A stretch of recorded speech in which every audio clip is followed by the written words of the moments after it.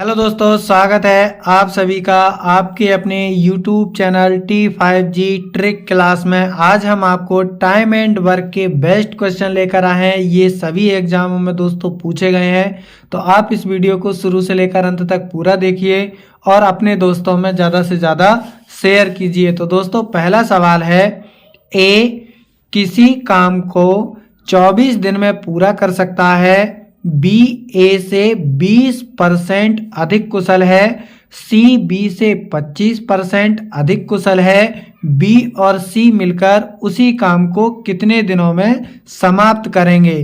तो देखिए दोस्तों, ये सवाल कार्य क्षमता पर आधारित है और कार्य क्षमता पर आधारित सवाल एग्जाम में दोस्तों बहुत पूछे जाते हैं। तो देखिए दोस्तों, यहाँ से हम इनकी यानी कि ए बी सी की कार्य क्षमता का अनुपात निकालेंगे तो ये आ जाएगा दोस्तों ए अनुपात बी और सी। अब बोला है दोस्तों बी ए से 20% अधिक कुशल है, यानी कि जो बी है वो ए से 20% अधिक कुशल है। तो 20% की फ्रैक्शन वैल्यू होती है दोस्तों 1/5। यदि ए की जो कार्य क्षमता है वो 5 है और बी की जो कार्य क्षमता है वो 5 से 1 अधिक है, यानी कि 6 है। यदि ए की जो कार्य क्षमता है यानी कि एफिशिएंसी है वो 5 है और बी की है दोस्तों 6। ठीक है। अब देखिए, अब बोला है सी बी से 25% अधिक कुशल है। तो दोस्तों 6 से यानी कि 25% अधिक, यानी कि 6 का 25% कितना होता है दोस्तों? 6 का 25% निकालेंगे तो ये आ जाएगा दोस्तों 1.5, यानी कि सी है वो बी से कितना ज्यादा है? 1.6 ज्यादा है। तो इससे कितना ज्यादा है, यानी कि दोस्तों 1.5 ज्यादा है। तो इसकी जो एफिशिएंसी आ जाएगी सी की वो आ जाएगी 7.5। तो ये आ गया दोस्तों इन तीनों की एफिशिएंसी यानी कि कार्य क्षमता का अनुपात आ गया। ठीक है दोस्तों। अब बोला है अब बी और सी मिलकर उसी काम को कितने दिनों में पूरा करेंगे। तो दोस्तों पहले हमें काम तो पता चल जाए कि करना क्या है। तो देखिए दोस्तों, ये पहली लाइन दी गई है, यहां से हमें कार्य निकालना है। तो ए 24 दिनों में काम को पूरा कर सकता है, जबकि जो ए है वो एक दिन में 5 यूनिट कार्य करता है। तो 24 दिन में कितने यूनिट काम करेगा, यानी कि यहां से आ जाएगा हमारा टोटल वर्क। टोटल वर्क कैसे निकालेंगे दोस्तों? दिनों की संख्या और एफिशिएंसी की गुणा करेंगे। तो यानी कि 24 गुणा 5। तो 24 गुणा 5 कितना होता है दोस्तों? 24 पंजे 120। टोटल वर्क आ गया दोस्तों 120। ठीक है। अब देखिए दोस्तों, अब बोला है बी और सी मिलकर उसी काम को कितने दिनों में समाप्त करेंगे।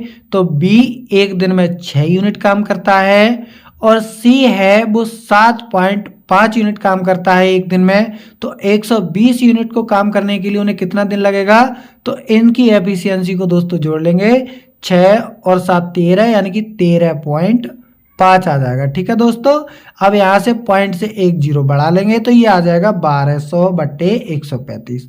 15 से इसे काट लेंगे तो 15 अट्ठे 120 और 15 नेमा 135। तो ये आ जाएगा 8 सही 8/9 दिनों में पूरा कर लेंगे। तो इसका जो ए ऑप्शन है वो एकदम सही होगा। अगला सवाल है, ए 12 दिनों में एक कार्य कर सकता है, बी ए की तुलना में 60% अधिक कार्य कुशल है, बी उसी कार्य को पूरा करने में कितना समय लेगा। तो दोस्तों ये भी एफिशिएंसी बेस्ड सवाल है। तो 60% की फ्रैक्शन वैल्यू होती है, यानी कि 20% होता है दोस्तों 1/5 और 60% हो जाएगा दोस्तों 3/5। ठीक है दोस्तों। यहां से ए और बी की कार्य क्षमता का अनुपात आ जाएगा बी ए की तुलना में, यानी कि ए यदि 5 है तो जो बी है वो ए से 3 अधिक है, यानी कि यदि ए की एफिशिएंसी 5 है तो बी की एफिशिएंसी है दोस्तों 8। ठीक है दोस्तों।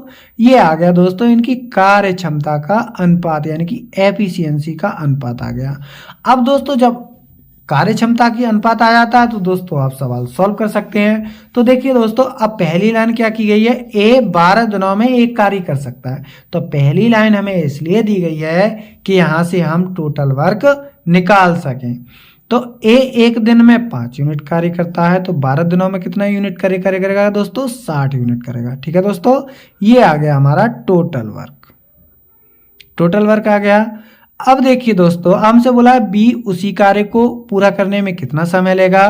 बी एक दिन में 8 यूनिट काम करता है, तो 60 यूनिट काम करने में कितना समय लगेगा? 8 से इसे भाग लगा देंगे, तो ये कितने से जाएगा? ये दोस्तों 4 से जाएगा। 4 15 60 और 4 दूनी 8, यानी कि दोस्तों 15/2 यानी कि 7.5 दिन, यानी कि 7 सही 1/2 दिन का समय लेगा। तो इसका जो बी ऑप्शन है वो एकदम सही होगा।